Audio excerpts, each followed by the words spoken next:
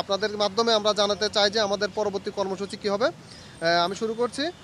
বাংলাদেশ পুলিশের 40তম cadet sub inspector বেসের চলমান ট্রেনিং থেকে অন্যায়ভাবে অব্যাহতি প্রদানের প্রতিবাদ ও চাকরিতে পুনর্বহালের দাবিতে আমরা 321 জন সাব ইন্সপেক্টর গত 5 ও 6 জানুয়ারি স্বরাষ্ট্র মন্ত্রণালয়ের সামনে শান্তিপূর্ণ অবস্থান কর্মসূচি পালন করি।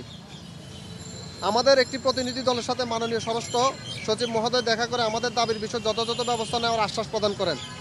এখন পর্যন্ত আমাদের বিষয়ে কোনো দৃশ্যমান পদক্ষেপ না দেখতে পাওয়ায় আমরা সবাই 321 জন আজ 13ই জানুয়ারি সকাল থেকে স্বরাষ্ট্র মন্ত্রণালয়ের সামনে শান্তিপূর্ণ অবস্থান কর্মসূচি পালন করেছি। সকাল থেকে অপেক্ষা করেও এখন পর্যন্ত যথাযথ কর্তৃপক্ষের কোনো সুনির্দিষ্ট আশ্বাস না পাওয়ায় আমরা আমাদের পরবর্তী কর্মসূচি হিসেবে চাকরিতে পুনর্বহাল না করা পর্যন্ত এখন থেকে আমরণ কর্মসূচি পালন করার সিদ্ধান্ত নিয়েছি। এটা আমাদেরকে পুনর্বহাল না করা পর্যন্ত আমরা আমাদের এই কর্মসূচি অব্যাহত রাখবো। অর্থাৎ এখন থেকে আপনাদের প্রেস রিলিজ শেষ হওয়ার পর থেকে আমরা আমরণ অনশন কর্মসূচিতে অবস্থান করব। এটাই হচ্ছে আমাদের পক্ষ থেকে পরবর্তী কর্মসূচির সিদ্ধান্ত।